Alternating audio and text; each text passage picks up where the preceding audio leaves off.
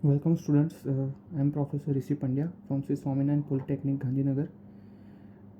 So today we are going to discuss about the new topic named planimeter. Okay, planimeter के बारे में काफ़ी लोगों ने मुझे मैसेज किया था अपने ग्रुप में से कि उनको ज़्यादा समझ में नहीं आया। वैसे ऑफलाइन क्लासरूम के टाइम मैंने आप लोगों को ये डिटेल में समझाया हुआ था प्लानीमीटर को। 2 बार हमने उसका रिवीजन किया है, और जो लोग ऑफलाइन आ नहीं पाए उनके लिए फिर से हम लोग प्लानीमीटर को एक बार समझ लेते हैं। तो एक क्विक वीडियो में आपको 90% प्लानीमीटर के बारे में मैं आपको एक्सप्लेन कर दूंगा। फिर भी अगर कोई समझ में नहीं आ रहा तो आप आगे मुझे क्वेश्चन कर सकते हो डायरेक्टली मैसेज करके। ठीक है, तो बेसिकली जो प्लानीमीटर है वो हमारे किस काम में आने वाला है।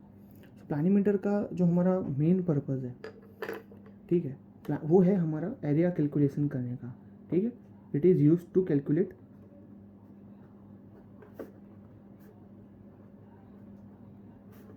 एरिया।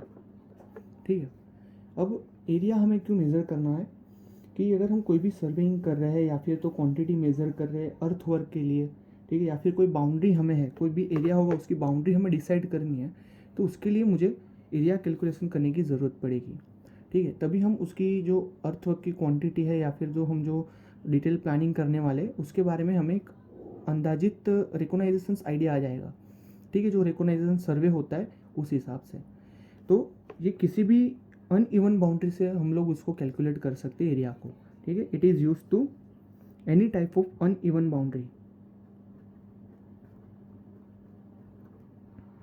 ये एक हमारा दूसरा पॉइंट होगा, अनइवन बाउंड्री के लिए हम प्लानीमीटर को यूज़ कर पाएंगे।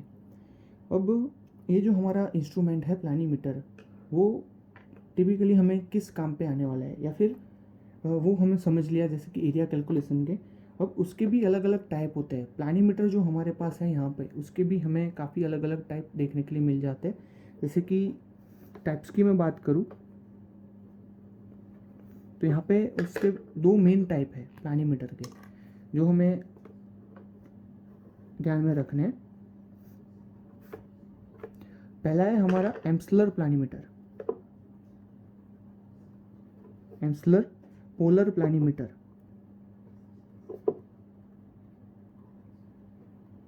और दूसरी साइड हमारा है रोलर टाइप प्लानीमीटर। ठीक है, उसको मैं शॉर्ट में यहाँ पे रोलर प्लानीमीटर ही बोलूँगा।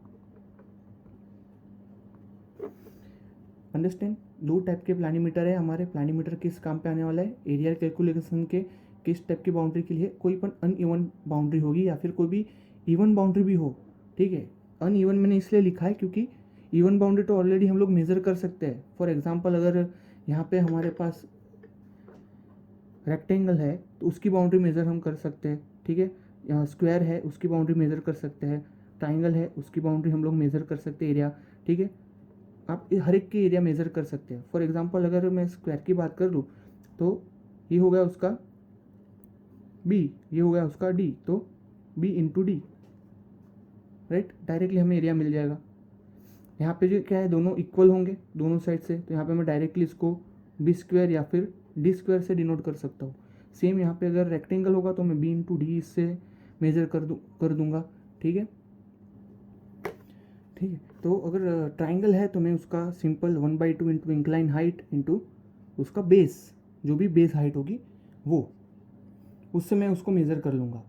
ठीक है, अगर सर्कल है तो मैं क्या करूँगा, सर्कल को directly pi R square, right, या फिर सिलेंडर का मुझे एरिया मेज़र करना है तो कैसे करूँगा, सिलेंडर का एरिया के लिए π/4 इंटू डी स्क्वायर। डायरेक्टली हम ये सब फॉर्मूला का यूज़ करके हम लोग डायरेक्टली एरिया मेज़र कर सकते हैं। बट किसी केस में अगर मुझे इस तरह से कि अनइवन बाउंड्री को मेज़रमेंट लेना है, ठीक है, इसका मुझे एरिया मेज़र करना है, तो मैं कैसे करूँगा। ठीक है, तो ये जो है वो हम लोग डायरेक्टली प्लानीमीटर से इसको हम लोग सॉल्व कर सकते हैं। क्लियर, तो वो हम देखेंगे। इसके लिए मैं आपको फर्स्ट ऑफ ऑल ये समझा लेता हूँ कि जो टाइप्स है एम्सलर प्लानीमीटर और रोलर प्लानीमीटर, उसमें से हमें कौन सा प्लानीमीटर है जो ज़्यादा डिटेल में समझना है। ठीक है, जनरली जो यूज़ होता है प्लानीमीटर वो है आपका एम्सलर पोलर प्लानीमीटर। ठीक है, ये वाला जो प्लानीमीटर है वो हम ज़्यादातर यूज़ करते हैं। हालांकि रोलर प्लानीमीटर का भी यूज़ होता है, पर हमारे जो सिलेबस के अंदर है हमें एम्सलर पोलर प्लानीमीटर का उल्लेख किया गया है। ये हमें ज़्यादा बेटर समझना है। अगर एग्ज़ाम में आपको पूछ रहे तो आपको यही एम्सलर पोलर प्लानीमीटर के बारे में ही एक्सप्लेन करना रहेगा। नाउ कौन से कंपोनेंट्स हैं जो हमें यहाँ पे समझने हैं। सो मैं यहाँ पे लिख देता हूँ components of the planimeter.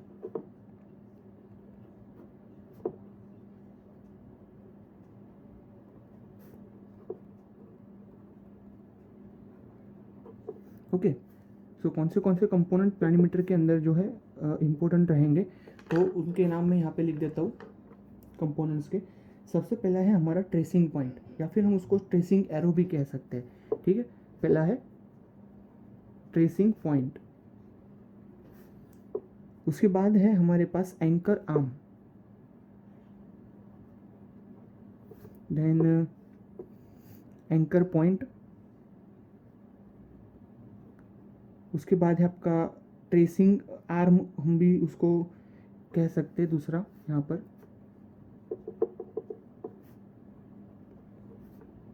Then rotating wheel,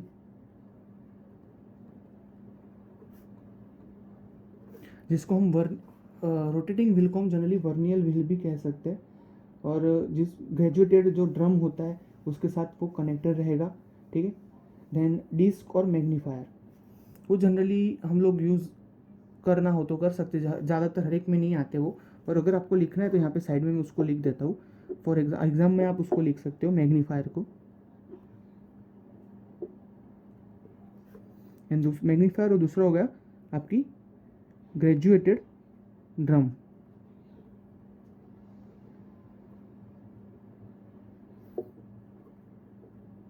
and last में आप एक लिख सकते हो डिस्क, रोटेटिंग डिस्क। तो ये इतने कंपोनेंट्स हैं जो आपके प्लानीमीटर के अंदर आपको काम में लेने हैं। ट्रेसिंग आर्म, दूसरा है tracing point, anchor arm, anchor point, rotating wheel जो आपको वर्नियल व्हील भी कहलाएगा। ठीक है, आप उसको वर्नियल व्हील भी कह सकते हो। ये मैं आपको समझाऊंगा क्यों मैं इसको वर्नियर व्हील बोलूँगा, क्योंकि इसके अंदर वर्नियर के रीडिंग्स भी हमें वो व्हील के अंदर से कैलकुलेट हो जाएंगे। अब मैं यहाँ पे आपको एक सिंपल सी फिगर दिखाना चाहूँगा, एकदम सिंपल फिगर से ड्रॉ करके मैं आपको एक्सप्लेन करूँगा। कोई ज़्यादा उसमें डिफ़िकल्ट स्केच नहीं होगा वो। ठीक है, सबसे पहले मैं आपको यहाँ पे ड्रॉ करने वाला हूँ ट्रेसिंग आर्म, जो एक मेन आर्म रहेगा हमारा व्हील का। ठीक है, सिंपल आपको इस तरीके से एक लाइन ड्रॉ कर देनी है। ठीक है, उसको थोड़ा एक्सटेंड कर दीजिए आप।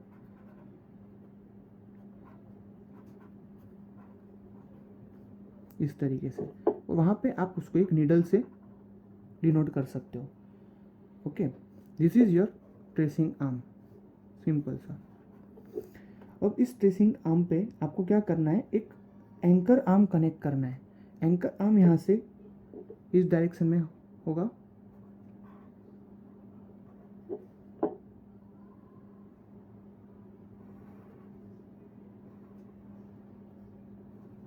ठीक है, वो जो एंकर आर्म है वहाँ पे आपको एक वेट दिया होगा, वेटिंग इक्विपमेंट दिया होगा, और वहाँ पे आपको एक एंकर पॉइंट प्रोवाइड किया जाएगा। ठीक है, इस तरीके का नीडल पॉइंट उसको हम लोग कहते हैं। ठीक है, जो भी कंपोनेंट के नाम है वो आप लोग ध्यान में रखें, बाद में मैं आपको लिख ही दूंगा यहाँ पे। राइट, तो ये जो यहाँ पे आपको दिख रहा है, ये जो फिगर में आपको दिख रहा है इतना स्ट्रक्चर, ठीक है, ये एक्चुअली कनेक्शन पॉइंट है। किसका कनेक्शन पॉइंट है, एक तो हमारा रेसिंग आर्म और दूसरा है एंकर आर्म। क्लियर, उसके बाद इसको थोड़ा एक्सटेंड कर देते हैं हम लोग आर्म को, और वहाँ पे कनेक्ट करना है हमें एक वर्नियर। ठीक है, वर्नियर को मैं यहाँ पे इस तरीके से ड्रॉ कर रहा हूँ,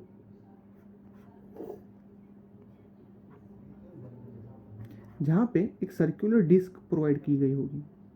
ठीक है, ये सर्कुलर डिस्क, उसके अंदर अलग अलग डिस्टेंस पे एक गैप्स दिए होंगे। ठीक है, जो डायरेक्टली कनेक्टेड होगा, एक ये वर्टिकल डिस्क है, ये हॉरिजेंटल रीडिंग के साथ एक डिस्क होगी, उसके साथ कनेक्टेड होगी।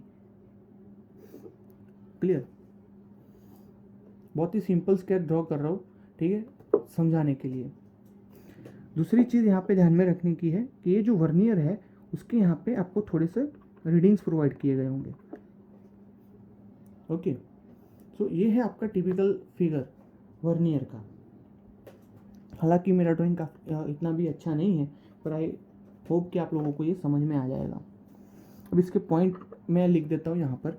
सबसे पहले मैंने इसको क्या बोला है, ये है आपका ट्रेसिंग आर्म, ठीक है। ट्रेसिंग आर्म को मैं कहाँ पे कनेक्ट करने वाला, उसके साथ जो कनेक्टेड होगा उसको मैं क्या बोलूँगा, ट्रेसिंग पॉइंट। क्लियर। ये जो पॉइंट था उसको मैंने क्या बोला था, एंकर आर्म, करेक्ट। और ये जो पॉइंट है यहाँ पे एंकर आर्म के साथ जो कनेक्टेड होगा वो मेरा होगा एंकर पॉइंट। यहाँ तक क्लियर हो गया सबको। एंकर पॉइंट के ऊपर क्या होता है, तो यहाँ पे मैं एक वेट प्रोवाइड करूंगा। वेट का क्या पर्पज़ है वो मैं आपको आगे डिटेल में समझाता हूँ, ठीक है। यहाँ पे जो मैंने फिगर ड्रॉ की है उसके यहाँ पे मेरा एक वर्नियर होगा पूरा, ये जो मैं ग्रीन लाइन से डिनोट कर रहा हूँ पूरा, ठीक है, ये मेरा है वर्नियर।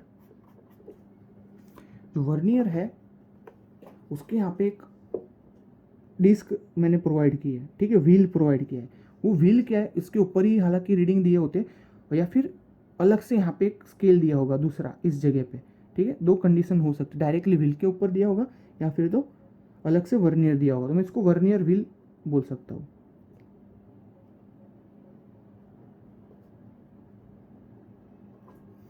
क्लियर। वर्नियर व्हील किसके साथ कनेक्टेड होगा, तो वो है counting read wheel, sorry, counting wheel के साथ ये कनेक्टेड होगा। क्लियर होगा यहाँ पे। ये कंपोनेंट्स आप लोगों को ध्यान में रखने में बहुत ही सिंपल हैं कि ऐसे फिगर के साथ, ठीक है। एग्जाम में हालांकि अगर आप अच्छी फिगर ड्रॉ कर सकते तो ज़्यादा बेटर रहेगा। यहाँ पर आपको जो यहाँ दिख रहा है, ये जो मैंने डार्क किया हुआ है, ठीक है, जिसमें मैं बीच में एक डॉट बना रहा हूँ, ये पूरा आपका जॉइंट है। ये किस चीज़ का जॉइंट है, तो ये क्या चीज़ कनेक्ट कर रहा है यहाँ पे, सबसे पहले तो ये एंकर आर्म और ट्रेसिंग आर्म दोनों का कनेक्शन जॉइंट है, ठीक है। यहाँ से अपना जो एंकर आर्म जो है वो एक तो फिक्स होने वाला है, ठीक है। ये जो है वो रोटेशन हो सकता है इसका, ठीक है, इस डायरेक्शन में ये मूव कर सकता है। क्लियर।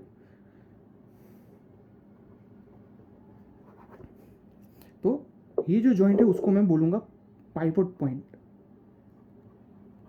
क्या बोलूँगा, पाइवोट पॉइंट। पाइवोट पॉइंट का काम क्या है, this is the joint between the tracing arm and दूसरा एंकर आर्म, ठीक है। ट्रेसिंग आर्म और एंकर आर्म को कनेक्शन देने का काम करता है हमारा पाइवोट पॉइंट। तो फिगर के ऊपर से आप लोगों को ज़्यादातर जो उसके कंपोनेंट है वो समझ में आ गए होंगे। जो आपके रोटेशन व्हील कह रहे थे, वो रोटेशन व्हील कौन से, आपके वर्नियर व्हील और दूसरा counting wheel, that is your rotation wheel. ये जो दोनों आपने देखे वो। उसके बाद ग्रेजुएटेड ड्रम डिस्क है, ये यहाँ पे आपको दिख रही है। यहाँ पे दूसरी चीज़ समझने वाली है, वो मैं पॉइंट आउट कर देता हूँ।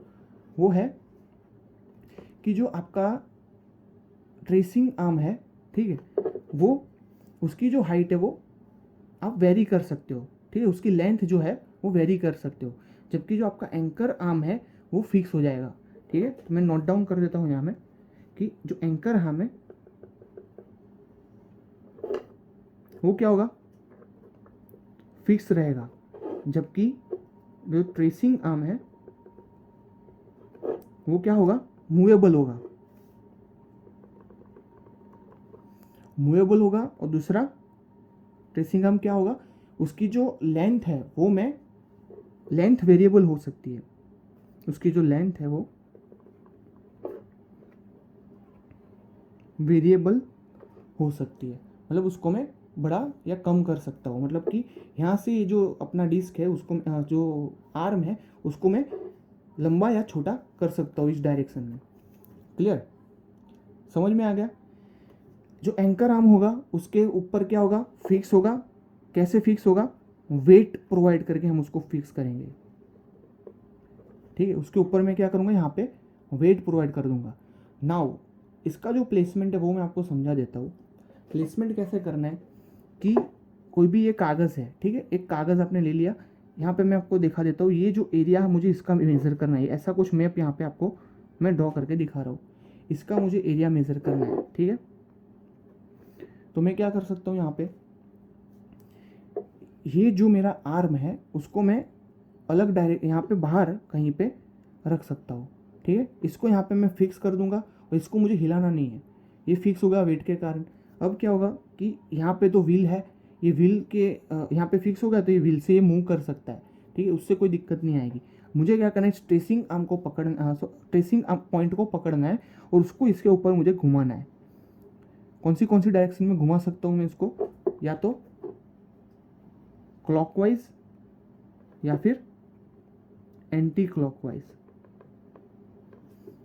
क्लियर, दो डायरेक्शन में घुमा सकता हूँ इसको मैं, या तो क्लॉकवाइज घुमाऊंगा या तो एंटी क्लॉकवाइज इसको मैं मूव करवाऊंगा। किसको, इस ट्रेसिंग पॉइंट को।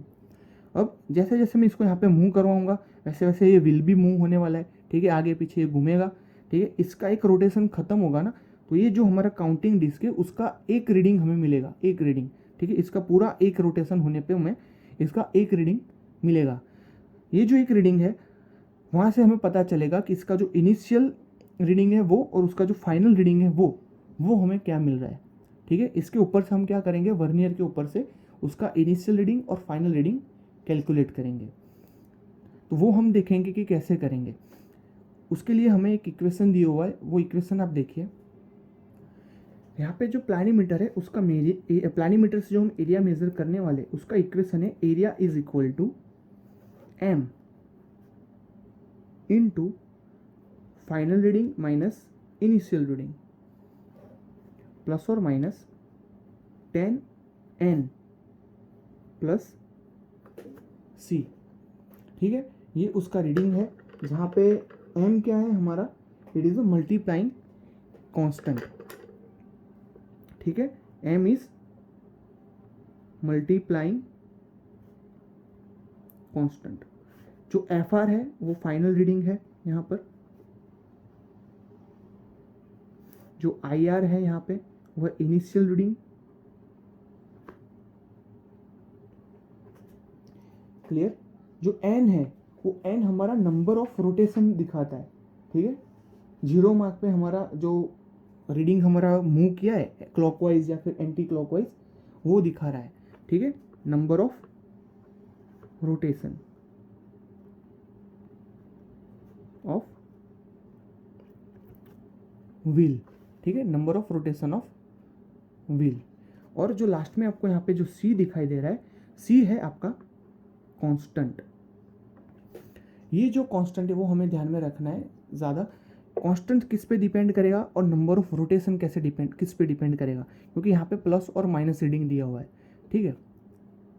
तो दोनों समझ लेते हैं कि यहाँ पे जो n है, n की वैल्यू है जो, उसको हम बोलते हैं नंबर ऑफ रोटेशन, किस चीज़ पे डिपेंड करने वाला है।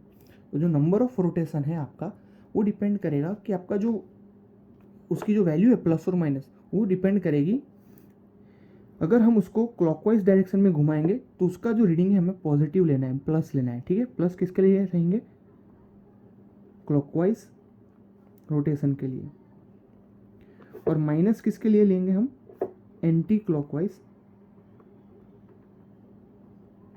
रोटेशन के लिए। क्लियर हो गया आपका ये पॉइंट पहला तो।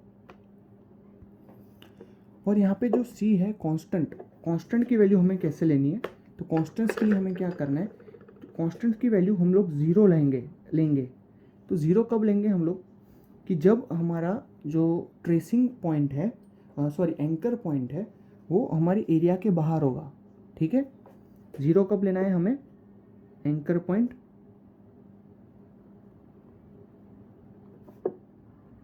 आउटसाइड द एरिया, ठीक है। और दूसरी कंडीशन कौन सी होगी कि एंकर पॉइंट है हमारा वो इनसाइड द एरिया होगा, यहाँ पे कौन से एरिया की बात हो रही है जो हमें मेज़र करना है। तो सी की वैल्यू क्या होगी, वो होगी वेरिएबल, कुछ ना कुछ हमें दी गई होगी, ठीक है। सी की वैल्यू हमारे पास कुछ ना कुछ दी गई होगी, ठीक है। क्लियर होगा यहाँ पे, मतलब मैं क्या बोल रहा हूँ, आगे की फिगर पे आ जाइए आप लोग।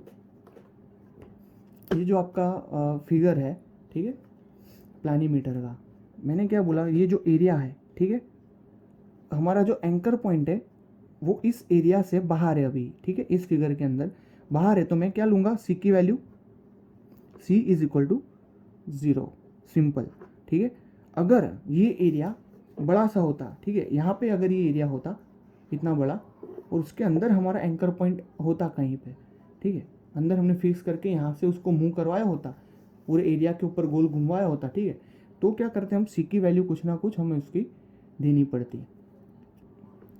ये जो एरिया है यहाँ पे हमारा एंकर पॉइंट कहाँ पर है, अभी आउटसाइड द फिगर है, तो इसलिए मैंने क्या किया, सी इज इक्वल टू 0 लिया। अगर हमारा एरिया इतना बड़ा होता जहाँ पे मैं पॉइंट रख देता और ये फिक्स करके इसको मैं अगर घुमाता प्लानीमीटर को इस पेज के ऊपर, तो मुझे क्या मिलता, सी का कुछ ना कुछ वैल्यू यहाँ पे दिया गया होता फिगर के अंदर, ठीक है। That is C is given in the value. Now आप लोगों को समझ में आ गया होगा, ठीक है, इक्वेशन आपको पता चल चुका है एरिया का कैलकुलेट करने का क्या है। यहाँ पे m is into F R minus I R plus और minus 10n plus C, m is your multiplying constant, F R जो है वो है आपका फाइनल रीडिंग, आई आर है वो इनिशियल रीडिंग है, प्लस और माइनस 10n, n क्या है, number of rotation of wheel, जिसकी वैल्यू किसके ऊपर डिपेंड करेंगी, वो जो हम ट्रेसिंग पॉइंट घुमा रहे हैं उसके ऊपर। ट्रेसिंग पॉइंट कैसे घूमेगा, क्लॉकवाइज डायरेक्शन में या फिर तो एंटी क्लॉकवाइज डायरेक्शन में, ठीक है। क्लॉकवाइज डायरेक्शन में हमारा अगर घूम रहा है तो उसका रीडिंग हमारा पॉजिटिव होगा, अगर एंटी क्लॉकवाइज डायरेक्शन में घूम रहा है तो हमारा जो वैल्यू है वो यहाँ पे नेगेटिव हो जाएगा। क्लियर। जो सी है, सी क्या है हमारा यहाँ पे कांस्टेंट है, कांस्टेंट की वैल्यू किसके ऊपर डिपेंड करेगी, एंकर पॉइंट की पोजीशन के ऊपर। आइदर एंकर पॉइंट की पोजीशन कहाँ पे हो सकती है, आउटसाइड द एरिया, और दूसरी होती है इनसाइड द एरिया। अगर एंकर पॉइंट की पोजीशन आउटसाइड द एरिया है तो हमारा सी क्या हो जाएगा यहाँ पे 0, और अगर इनसाइड द एरिया है हमारा एंकर पॉइंट तो सी की वैल्यू क्या हो जाएगी, वेरिएबल, कुछ ना कुछ यहाँ पे हमें दिया होगा, ठीक है, उसका वैल्यू हमें यहाँ पे दिया होगा। तो चलिए समझते एक सिंपल से एग्जाम्पल के साथ इसको कैसे मेज़र करेंगे। तो यहाँ पे आपकी बुक में एक एग्जाम्पल दिया गया है, हम उसी को समझ लेते हैं, ठीक है। For measuring the area of the figure using planimeter, the anchor point was placed outside the tracing point, ठीक है। सबसे पहली चीज़ क्या है, जो हमारा एंकर पॉइंट है वो आउटसाइड द ट्रेसिंग पॉइंट है, was moved in the clockwise direction, ठीक है, क्लॉकवाइज डायरेक्शन में मूव किया है। The initial and final reading were observe to be 3.385 and 6.729 respectively, ठीक है। इनिशियल रीडिंग और फाइनल रीडिंग हमें दिया है। 0 on the disc pass the index mark once in the forward direction, मतलब जो रोटेशन है वो कितना है, एक बार हुआ, जीरो मार्क है वो हमारा एक बार डिस्क के अंदर पास हुआ है, मतलब नंबर ऑफ रोटेशन कितना हुआ, 1, ठीक है। If the multiplying factor is m is equal to 100 centimetre square, ठीक है। Find the area of the figure if the figure is drawn to the scale of 1:10,000, ठीक है, स्केल भी हमें दिया हुआ है, 1:10,000 दिया है। Find the area of the ground in kilometre square, ठीक है। सबसे पहले यहाँ पे हमें कौन सी वैल्यू दी है वो हम देख लेते हैं। तो ये हमारा एग्जाम्पल 2 है आपकी बुक का, उसी को सॉल्व करेंगे। तो यहाँ पे गिवन डेटा हमें कौन से दिए, गिवन डेटा लिख दीजिए। सबसे पहले तो आपको क्या बोला है कि एंकर पॉइंट है वो आउटसाइड द फिगर है, ठीक है, आउटसाइड द एरिया,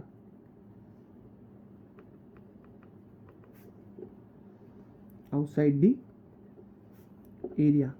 अगर एंकर पॉइंट हमारा एरिया के बाहर है तो सी की वैल्यू क्या हो जाएगी, सबसे पहले तो 0, क्लियर। दूसरा हमें क्या दिया है, इनिशियल रीडिंग और फाइनल रीडिंग दिया है। इनिशियल रीडिंग हमारा क्या है, यहाँ पर 3.385 दिया हुआ है, और जो फाइनल रीडिंग है वो हमें दिया है 6.729। जो नंबर ऑफ रोटेशन है हमारा n व्हील का, ठीक है, वो हमें कितना दिया है, 1। अब इसको प्लस लूँगा कि माइनस लूँगा, तो मैं यहाँ पे लूँगा +1, क्यों? क्योंकि वो क्लॉकवाइज डायरेक्शन में मूव हुआ है, क्लॉकवाइज डायरेक्शन, ठीक है, वो भी हमें यहाँ पे डिनोट कर देना है। क्लियर? दूसरी चीज़ हमें क्या दी है? स्केल। स्केल कितना दिया हुआ है हमें? 1:10,000। क्लियर? हमें इतनी चीज़ यहाँ पे दी गई है। अब एरिया मेज़र करने के लिए मैं क्या करूँगा? एरिया मेज़रमेंट का हमारे पास इक्वेशन है। कौन सा इक्वेशन है? तो मैं यहाँ पे आंसर करके लिखूँगा, area will be calculated by m into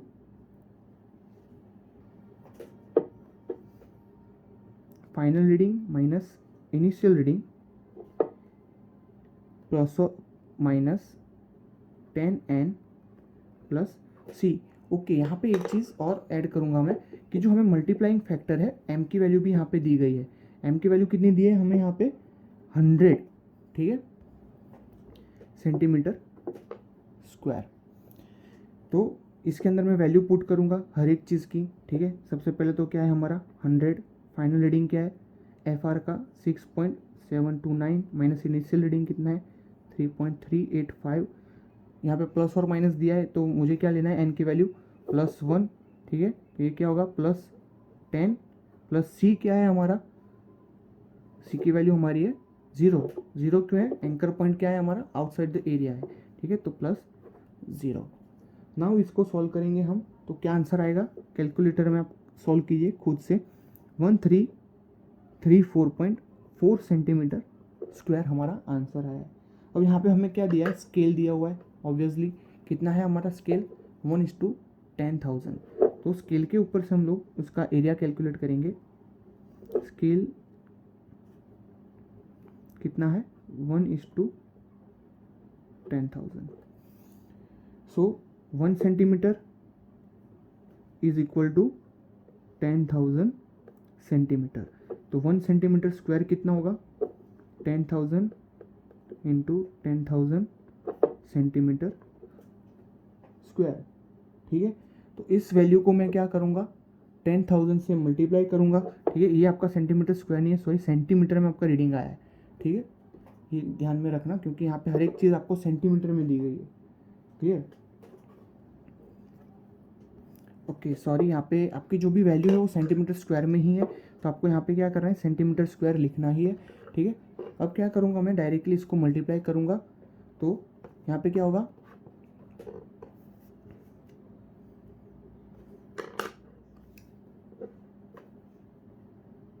1334.4 into 10,000 into 10,000।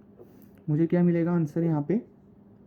Centimetre square में 1.3344 इंटू 10⁻11 सेंटीमीटर स्क्वायर, ठीक है। 11 सेंटीमीटर स्क्वायर को मुझे अगर किलोमीटर में कन्वर्ट करना है तो मैं कैसे करूँगा?